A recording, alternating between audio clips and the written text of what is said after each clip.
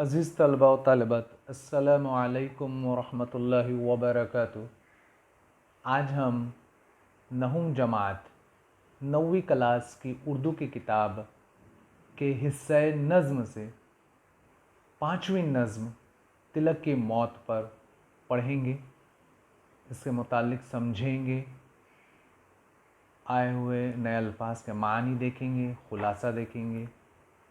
इस नज़्म को लिखा है पंडित बिरज नारायण चकबस्त ने। ये एक मरसिया है।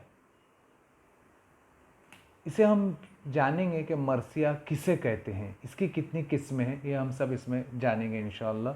ठीक है, सबसे पहले हम जो है पहली बात का मुताला करेंगे, फिर खुलासा देखेंगे, उसके बाद जो है मानी व इशारात, इस मरसिए में आए हुए नए अल्फाज के मानी व मफ़हूम को जानेंगे ताकि आपको नज़्म अच्छे तरीके से समझ में आ जाए। फिर जो है हम अशार का मुताला करेंगे, इसके तलफ़ुज़, इसके हिज्जे, प्रोनाउंसिएशन को सही तरह से किस तरह से उसकी अदायगी हो उसे देखेंगे और अशार के मफ़हूम को समझेंगे और इस तरह से हमारा ये सेशन इंशाअल्लाह मुकम्मल होगा। चलिए, सबसे पहले हम लोग आते हैं पहली बात की तरफ। ये जो है एक मरसिया है। मरसिया किसे कहते हैं? देखिए, मरसिया ऐसी नज़्म को कहते हैं जिसमें आप लोग स्क्रीन पर देखिए और बगौर समझिए, क्योंकि ये जो है असनाफ़ सुखन में से इस सिन्फ की तारीफ़ लिखने के लिए इम्तिहान में आता है या तारीफ़ दी हुई थी और लिखना होता है कि इसे जो है मरसिया कहते हैं, इसलिए गौर से समझिए आप लोग। पहली बात, मरसिया इसी नज़्म को कहते हैं जिसमें किसी की मौत पर मरने वाले की खूबियाँ बयान करके रंज व गम का इजहार किया जाता है। किसी की मौत पर मरने वाली की खूबियाँ बयान करके रंज व गम का इजहार किया जाता है। या आसान अल्फाज में हम मरसिए की तारीफ़ इस तरह से कह सकते हैं कि मरने वाले की याद में लिखी गई नज़्म मरसिया कहलाती है। अब देखिए, मरसिए जो है दो किस्म के। पहली बात में दूसरी लाइन पर गौर से देखिए, उर्दू में आम तौर पर हज़रत हुसैन रज़ियल्लाहु तआला अन्हु और इनके साथियों की करबला में शहादत के बयान पर कही गई नज़्म को करबलाई मरसिया कहते हैं। हज़रत हुसैन रज़ियल्लाहु तआला अन्हु की शहादत के मुतालिक जो लिखी जाती है नज़्म, उसे करबलाई मरसिया कहते हैं, क्योंकि करबला के मकाम पर पेश आया। करबला के शहीदों के अलावा दिगर किसी शख्स की मौत पर कहे जाने वाले मरसिए को शख्सी मरसिया कहा जाता है। जैसे कि पंडित बिरज नारायण चकबस्त उर्दू के एक मशहूर शायर हैं, उन्होंने बाल गंगाधर तिलक, ये जो है महाराष्ट्र के लीडर थे, आज़ादी के रहनुमा थे, हिंदुस्तान की आज़ादी के लिए उन्होंने बहुत बड़ा काम किया, एक अजीम मुस्लिह थे। इनकी मौत पर, तिलक की मौत पर पंडित बिरज नारायण ने एक नज़्म लिखी है, इसे शख्सी मरसिया कहा जाएगा। तो याद रखिए, मरने वाले की याद में लिखी गई नज़्म मरसिया कहलाती है। चलिए, हम लोग जब खुलासे की तरफ आते हैं कि इस नज़्म में, खुलासे में, इस नज़्म में पूरी मुकम्मल क्या बात बताई गई है, तिलक के ताल्लुक़ से क्या बात बताई गई है, वो इसके अंदर हम जानेंगे। खुलासा, इस मरसिए में चकबस्त ने, चकबस्त कौन है? शायर हैं। मरसिया, मरने वाले की याद में लिखी गई नज़्म। महाराष्ट्र के, हम लोग महाराष्ट्र में रहते हैं, यहाँ के एक लीडर थे, अजीम मुस्लिह और वतन की आज़ादी के मतवाले, यानी दिल से चाहने वाले, आज़ादी के लिए कोशिश करने वाले, दिल से चाहने वाले मतवाले बाल गंगाधर तिलक की मौत पर अपने तासुरात का, यानी अपने तासुरात, यानी अपने दिली एहसास, जज्बात को बयान करना बड़े उम्दा अंदाज में इजहार किया है इस नज़्म में इन्होंने, क्योंकि इनको एक अक़ीदत थी तिलक से। चकबस्त लिखते हैं कि तिलक ने सारी ज़िंदगी समाजी बुराइयों और आपसी इख्तिलाफ़ात को दूर करने, अव्वाम को ख्वाब गफलत से बेदार करने और इत्तेहाद व इत्तेफाक पैदा करने में गुजारी। रात के पर्दे में, अब देखिए इस नज़्म में क्या बताया गया, किस तरह से शायर ने नक्शा खींचा है, उनकी मौत हुई और फिर जो दिलों पर क्या असर कर गई। देखिए, बहुत बेहतरीन अंदाज से एक मंजर कशी देखिए। आखिरी लाइन देखिए खुलासे की, रात के पर्दे में मौत ने जो वार किया, तिलक को जो मौत आती है रात में, बाल गंगाधर तिलक, और क्या होता है जब रात में इनका इंतकाल होता है, मौत अपने शिकंजे में ले लेती है, वो सुबह की रोशनी को दागदार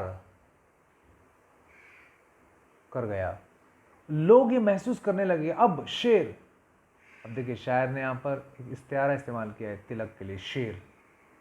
एक होती तशबीह देना और एक होता है इस्तिआरा। तशबीह उसके जैसा कहना और इस्तिआरा किसी लफ्ज़ को उधार लेना। तो शायर ने अभी तिलक के लिए कहा है शेर। शेर का एक ही अलामत है, बहादुर की अलामत है। तो गोया कि तिलक भी जो है बहादुरी की अलामत है आज़ादी के लिए। शेर की जगह लेने वाला कोई नहीं रहा। अब शायर को ये लगा कि अब कौन बाल गंगाधर तिलक की जगह लेगा। हर तरफ सुबह होती है, हर तरफ वीरानी और मायूसी का आलम है, कैफियत है। इनकी मौत की वजह से कौम के हाथ से गोया तलवार गई। शायर क्या बता रहा है कि इनका इंतकाल हुआ रात में, सुबह हुई, एक रोशनी ख़त्म हो गई, ऐसा लगा कि हर तरफ मायूसी छा गई और कौम के हाथ से गोया कि तलवार गिर गई। एक तलवार अंग्रेज़ों के लिए एक तलवार थे ये आज़ादी के लिए, और शायर को महसूस होता है कि एक तलवार जो है गिर गई। तिलक कौम, मुल्क, कौम और अहद माजी की शान और शौकत के वारिस ही न थे, बल्कि वह हर उस शख्स के वारिस और अमीन थे। वारिस यानी विरासत में जो चीज़ मिली, जिसने अंग्रेज़ों से जंग की और आज़ादी की लड़ाई में हिस्सा लिया। उन्होंने इनकी मिसाल टीपू सुल्तान से दी। टीपू सुल्तान शेर मैसूर की शुजात और बहादुर से वो बहुत मुतासिर थे, इसीलिए चकबस ने इन्हें क्या कहा है, तिलक को चकबस ने क्या कहा है, जान निसारे अजली शेर दक्कन। शेर दक्कन किसे कहा जाता है, टीपू सुल्तान को। तो इन्होंने कहा है जान निसारे अजली शेर दक्कन का वारिस का है, यानी अब ये वारिस थे। टीपू का इंतकाल हुआ, अब जो फिर लीडर पैदा हुए और भी उसमें तिलक भी थे। उन्होंने कहा, चकबस कहते हैं कि ये जो है शेर दक्कन टीपू सुल्तान के वारिस थे। इन्होंने भी जंग आज़ादी की कमान संभाल रखी थी। अंग्रेज़ों के जुल्म और सितम से मराठा पेशवा भी नाराज़ थे, इसलिए शायर ने तिलक को पेशवाओं का भी वारिस कहा। और जो है मराठा जो है पूना से एक तहरीक चली थी मराठों की अंग्रेज़ों के ख़िलाफ़, तो इन्होंने कहा ये तिलक जो है उनके भी वारिस थे। उन्होंने जो काम का बेड़ा उठाया था आज़ादी हासिल करने का, पेशवाओं ने, तिलक ने उसे अपने हाथ में ले लिया और आज़ादी की लड़ाई लड़ते रहे और उनकी मौत हो जाती है। वो बताते हैं कि तिलक काफ़ी उम्र रसीदा हो चुके थे। तिलक इनको जो है अंग्रेज़ों ने कैद कर दिया था, जेल में डाल दिया था, काफ़ी उम्र हो गई थी। इसके बावजूद अंग्रेज़ों ने कैद कर दिया था। इनके इंतकाल की खबर से, अब खबर फैलती इनके इंतकाल की, सारे महाराष्ट्र में गम व अंदोह की लहर दौड़ गई। सब गम ज़दा हो गए, इन्हें हमेशा पूर्णम आँखों से याद करेंगे। देखिए हमने खुलासा देखा कि खुलासे के ज़रिए से हमें पता चल जाता है कि इस नज़्म में क्या बात बताई गई है। तो फिर हम उसको नज़्म को जब पढ़ते हैं, उसके अल्फाज और मानी पर गौर करते हैं, तो खुलासा जहन में रहने से हमें जो अशार बहुत अच्छी तरीके से आसानी से समझ में आते हैं। चलिए अब हम लोग जो है देखते हैं कि इस नज़्म में नए अल्फाज कौन से आए, उसके माना और मफ़हूम क्या है। चलिए पहला लफ्ज़ देखते हैं हम लोग, मारका। मारका यानी जंग। तन तनह, रौब, शान व शौकत। देखिए उसके प्रोनाउंसिएशन देखिए, हिज्जे, इमला, जे ज़बर पेश, ताकि आपको सही उर्दू बोलने आए। कछार, शेर का गार, जहाँ शेर रहता है उसको कछार कहते हैं। दौलते, देखिए दौलते नामूसे वतन, यहाँ पर जो है इस सब जो है ज़ेरे इजाफ़त लफ्ज़ी तरकीब है। ये जो ज़ेर इजाफ़त है, एक्स्ट्रा ज़ेर जो रहता है अल्फाज लफ्ज़ के नीचे, इसका मतलब होता है का की के। देखिए दौलते नामूसे वतन, अब इसको बाएं जानिब से देखिए, इसके मानी पढ़ते हैं हम लोग। वतन, नामूस यानी इज़्ज़त, वतन की इज़्ज़त की दौलत। मैंने कहा ना आपसे कि ज़ेर इजाफ़त का मतलब होता है का की के। दौलत नामूस वतन यानी वतन, नामूस यानी इज़्ज़त, वतन की इज़्ज़त की दौलत। इसे जहन में रखिए आप लोग, तो आप जब बेहतर अंदाज से ज़ेर इजाफ़त जो 1 मार्क्स का आता है इम्तिहान में। कौम मरहूम, शायर ने जो है मुर्दा कौम, कौम मरहूम यानी मुर्दा कौम, मरहूम यानी जिसका इंतकाल हो गया। शायर ने जो है यहाँ की कौम को जो है अंग्रेज़ों की ग़ुलामी में होने की वजह से शायर ने कौम को मुर्दा कहा है, मुर्दा करार दिया है। ये हम अंग्रेज़ों के ग़ुलाम थे। अगला लफ्ज़ है एजाज़ कोहन। देखिए पुरानी आज़मत, एजाज़ कोहन पुरानी अज़मत। अब देखिए यहाँ लफ्ज़ी तरकीब देखिए, जान निसारे अजली शेर दक्कन, दक्कन के शेर की हमेशा की वतन परस्ती है ना। देखिए यहाँ भी जो है सब ये ज़ेर इजाफत है, ये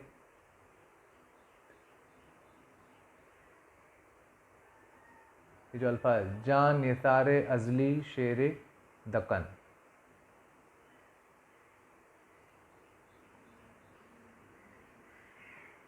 वो हमेशा अपने वतन पर जान निसार करने के लिए तैयार रहने वाला मुराद टीपू सुल्तान। शेर दकन, दकन का शेर, जान निसार अजली, हमेशा का फिदा होने वाला वतन पर। चलिए अगले मानी देखते हैं हम लोग। रन, ये देखिए ये जो है रन, रन के मानी होते हैं जंग का मैदान, जंग। महाराष्ट्र, महाराष्ट्र, दबदबा, रौब। खुमार, देखिए इस लफ्ज़ को देखिए, खुमार, खुमार यानी नशा, खुमार यानी नशा। डिगना, जगह से हटना, इस लफ्ज़ को देखिए डिगना, डिगना यानी जगह से हटना। बंदे रस्म जफ़ा, जुल्म करने वाले, मुराद अंग्रेज़ लोग।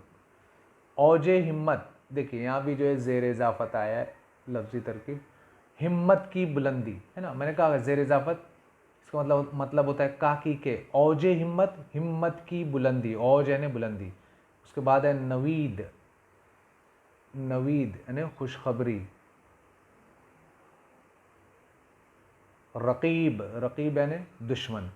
चलिए अल्फाज के मानी हम लोगों ने देख लिए, अब जो हम आगे नज़्म की तरफ बढ़ते हैं। क्या है नज़्म का नाम? तिलक की मौत पर। शायर कौन है? पंडित बृजनारायण चकबस्त। ये क्या है? एक मरसिया है। मरसिया किसकी याद में लिखा जाता है? मरने वाले की याद में। उसमें उसकी खूबियाँ बयान की जाती है और रंजो गम का इजहार किया जाता है। चलिए अब चकबस्त ने किस तरह से अपने रंजो गम का इजहार किया है। उस शायर को जो है शायर चकबस्त को तिलक से एक जज्बा, एक मोहब्बत है, एक लगाव है, क्योंकि आज़ादी के लीडर है। अब इनकी मौत हो जाती है, वो क्या कहते देखिए। मौत ने रात के पर्दे में किया कैसा वार, रोशनी सुबह वतन की है कि मातम का गुबार। मारे का सर्द है सोया है वतन का सरदार, तन तना शेर का बाकी नहीं सूनी है कछार। बेकसी छाई है तकदीर फिरी जाती है, कौम के हाथ से तलवार गिरी जाती है। चलिए इस बंद को हम लोग समझते हैं। अब जो रात में इंतकाल आता है, मौत ने रात के पर्दे में किया वार, मौत ने जो है तिलक पर वार कर दिया और जो है तिलक इंतकाल कर जाते हैं। सुबह होती है, रोशनी फैलती है और ऐसा लगता है कि हर तरफ मायूसी के बादल छाए हुए, मातम है, लोग जो है गम की कैफियत में मुब्तला है कि एक हमारा लीडर, एक आज़ादी का लीडर माना चला गया। मारका सर्द है, अब मैदान जंग, आज़ादी की लड़ाई का जो जोश था वो सर्द पड़ गया। सोया है वतन का सरदार, अब जो सरदार था तिलक, ये हमेशा की नींद सो गया और एक पैगाम दे गया कि जो आज़ादी की लड़ाई हमें लड़ना है, अंग्रेज़ों से डरना नहीं है, हमें आज़ादी हासिल करके रहना है, लेना है। तन तना शेर का बाकी नहीं सुनी है कचार। देखिए शायर ने क्या कहा यहाँ पे, शायर ने जो है यहाँ पर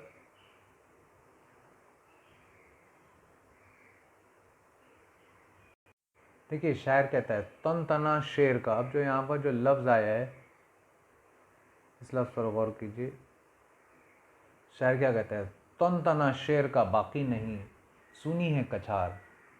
तन तना यानी दबदबा, रोब, शेर का। अब शायर देखिए यहाँ पे इस्तिआरा इस्तेमाल किया है शायर ने तिलक के लिए, शेर का लफ्ज़। इस्तिआरा यानी उधार लेना।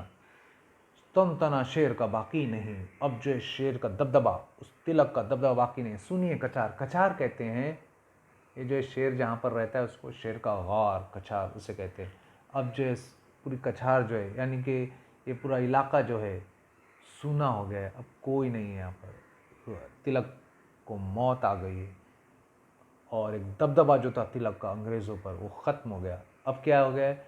बेकसी छाई है तकदीर फिरी जाती है, हर तरफ बेकसी। अब हर कोई अपने आप को कमज़ोर महसूस कर रहा है, ऐसा लगता है तकदीर जो है फिर गई, उलट गई। और शायर को ऐसा महसूस होता है कि इतने बड़े शख्स के चले जाने से कौम के हाथ से तलवार गिरी जाती है। ऐसा लगता है तलवार जो है वो कौम के हाथ से गिर गई, तिलक की मौत हुई, गोया कि अब तलवार गिर गई, दबदबा था वो ख़त्म हो गया। चलिए अगले बंद में शायर देखिए क्या कहता है, हम लोग देखते हैं। उठ गया दौलते नामू से वतन। अब देखिए यहाँ पर ये जो मैंने आपको पहले ही बताया कि जो है शायर यहाँ पर देखिए, यहाँ सनत तलमेह का इस्तेमाल किया गया है।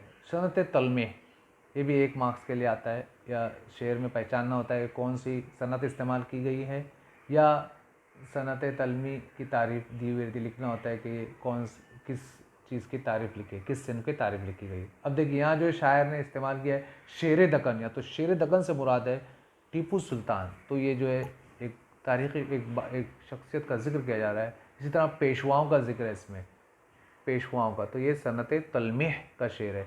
जान निसारे अजली शेर दक्कन का वारिस, शायर कहता है कि तिलक कौन था। हाँ देखिए, एक पहला शेर छूट गया इसमें।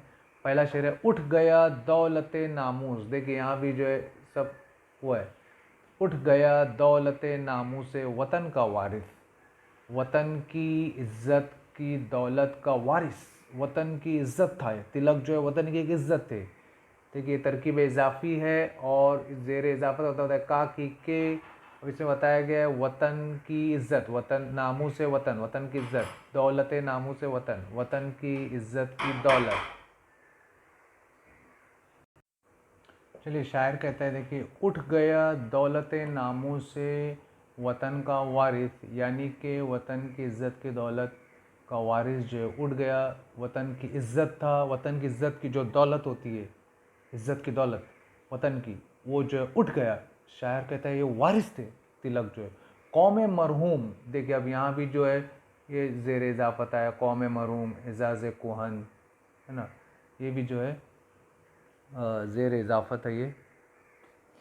कौम मरहूम, कौम मरहूम से मुराद है हिंदुस्तानी, मुर्दा कौम।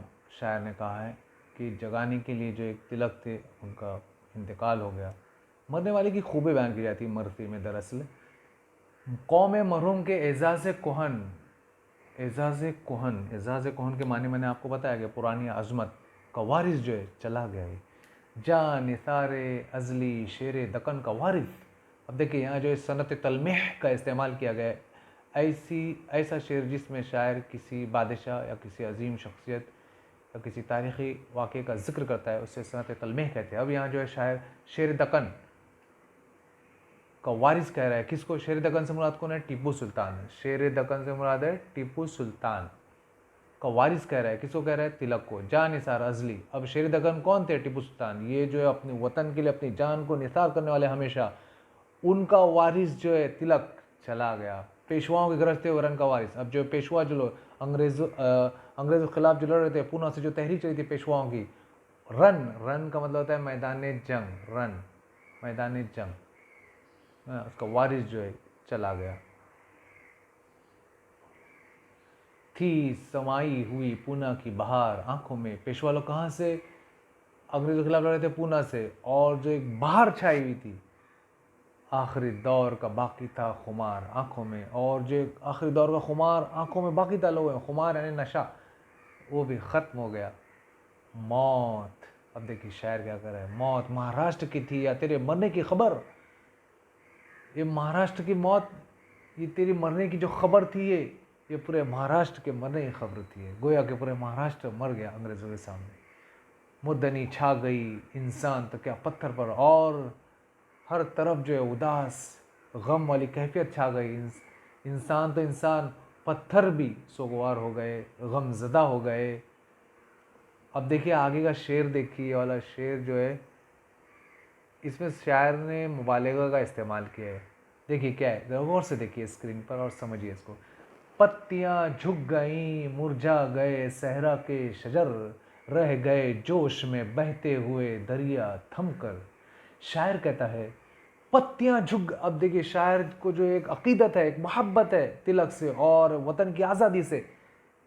क्या जिस तरह से यहाँ के रहनुमाओं ने, यहाँ के हिंदुस्तान के लीडरों ने अंग्रेज़ों के खिलाफ लड़ते हुए अपनी जान दे दी, शहीद हो गए और अपनी पूरी ज़िंदगी लगा दी और इंतकाल कर गए। शायर कहता है तिलक की मौत के ताल्लुक से शायर कहता है क्या कैफियत हो गई। वो हर तरफ जो उदास और गम वाली कैफियत देखता है, और जब उसकी नज़र जाती है पहाड़ों पर, पौधों पर, दरियाओं पर, शजर पर, तो शायर क्या कहता है? पत्तियाँ झुक गई, अब उसे गम की कैफियत में शायर को हर चीज़ देखिए कैसे दिखाई दे रही है। पत्तियां झुक गई, मुरझा गए सहरा के शजर। शजर का मतलब होता है पेड़, सहरा यानी रेगिस्तान, जंगल। मुरझा गए, हर तरफ जो है उदासी छा गई, पत्तियां भी झुक गई, उदास है। मुरझा गए पेड़, रह गए जोश में बहते दरिया थम कर, और बहते हुए दरिया भी थम गए।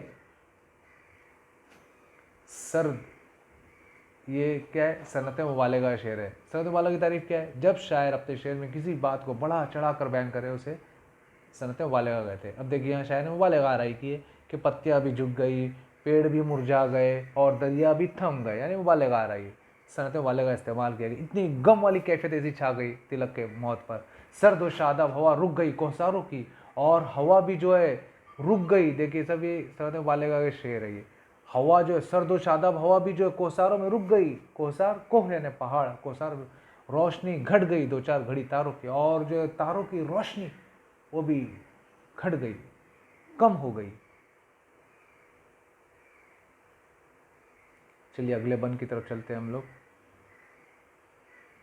था निगहबाने वतन दबदबाए आम तेरा, और जो है निगहबाने वतन, वतन का निगहबान था, इसका एक दबदबा आम था, न डिगी पाँव, और इसके पाँव जो है कभी डगमगाते नहीं थे। ये था कौम को पैगाम तेरा। उन्होंने तिलक ने कौम को पैगाम दिया था कि अपने कदम जो है अंग्रेजों के सामने डगमगाना नहीं चाहिए, इनसे जो है हिम्मत से और जोश व अज़्म से लड़ना चाहिए। दिल रकीबों के लरसते, रकीब यानी देखिए यहाँ पे लफ्ज़ है रकीब, रकीब यानी दुश्मन। दिल रकीबों के लरसते थे, ये था काम तेरा।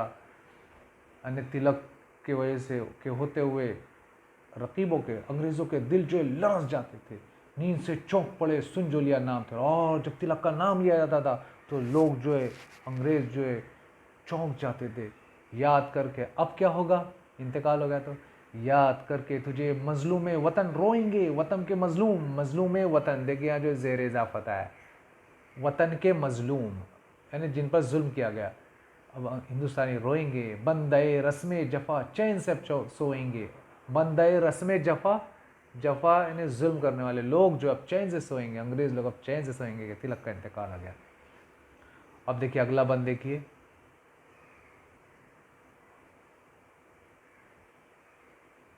अगला बंद पहला मिसरा। औज हिम्मत, हिम्मत की बुलंदी। औज यानी औज का मतलब होता है बुलंदी, हिम्मत की बुलंदी पे रहा तेरी वफा का खुर्शीद। तूने जो वफा की, वतन से मोहब्बत की, उसका सूरज, खुर्शीद यानी सूरज, तेरा जो वफा जो है तेरी सूरज के मानिंद थी और पूरी बुलंदी पर छाई हुई थी। औज हिम्मत, हिम्मत की बुलंदी पर रहा तेरी हिम्मत जो है वो सूरज के मानिंद जो है खुली हुई थी।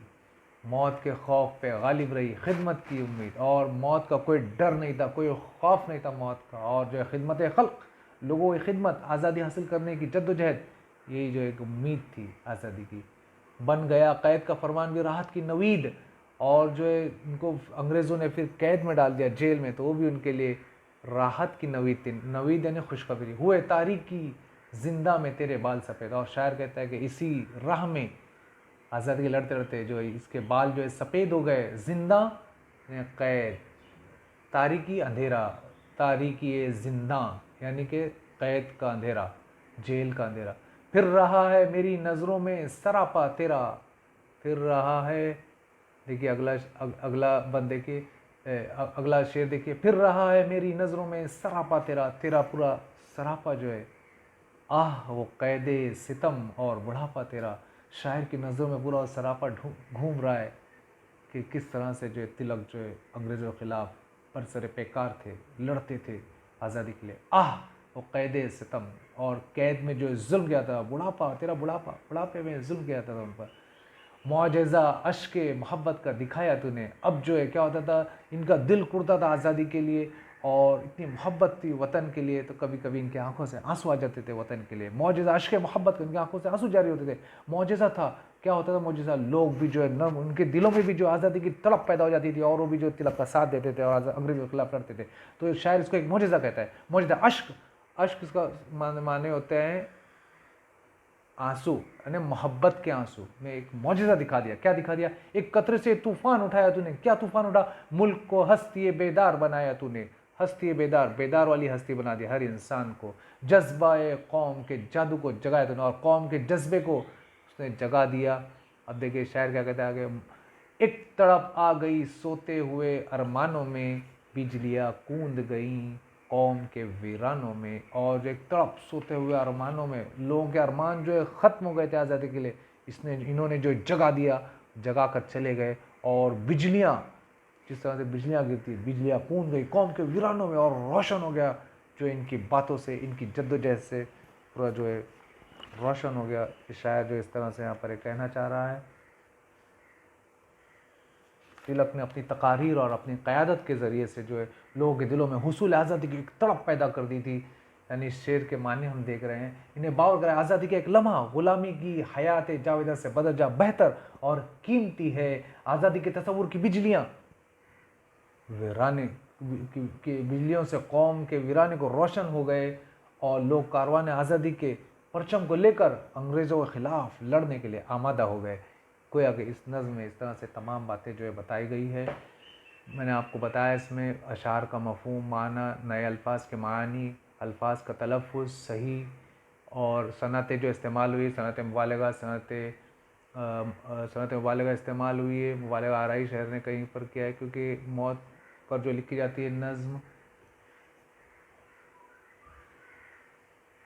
और जो अल्फाज, नए अल्फाज के माना देखे हम लोगों ने इसके अंदर, और जो ख़ुलासा देखा हमने, और जो है मरसिया, ये एक मरसिया है, मरसिया की तारीफ़ हमने समझा। मैं उम्मीद करता हूँ कि आपको जो है नज़्म बहुत मरसिया समझ में आ गया होगा। अब आप इसके इस खुलासे को जहन में रखिए। अगर दोबारा सुनेंगे तो आपके जहन में पूरा खुलासा रहेगा, तो आप आसानी से इसकी सरगर्मियाँ मुकम्मल कर सकते हैं। इम्तिहान में जो है एक इसका पैसेज रहता है, इक़्तिबास, शेरी इक़्तिबास, उसमें से जो हमको जवाबात लिखना होते हैं, खुलासा जहन में रहेगा तो आप जवाबात आसानी से तहरीर कर सकते हैं। और जो है पहला सवाल वेब का रहता है, उसे आप मुकम्मल कर सकते हो पैसेज में से ही देख कर। दूसरा जो है अशार की तशरीह वगैरह रहती है, उसे भी आप लिख सकते हैं। अगर खुलासा जहन में रहेगा तो आप बहुत कुछ तहरीर कर सकते हैं। और तीसरा जो रहता है वो भी जो इसी तरह से रहता है, 2 मार्क्स का, उसमें आपको राय देना होती है किसी शेर की, जो हुस्न मानी या उसकी जो फ़िक्र बयान करना होती है, इस्तेहसान करना होता है शेर का, यानी कि तशरीह। इस तरह से आप जो आसानी से कर सकते हैं। मैं उम्मीद करता हूँ कि आप समझ गए होंगे। इस वीडियो को आप ज़्यादा से ज़्यादा शेयर कीजिए ताकि तलबा और असातिज़ा तक पहुँच जाए, और वो भी जो है इसको बेहतर अंदाज से समझ सके। वस्सलामु अलैकुम व रहमतुल्लाहि व बरकातुहू।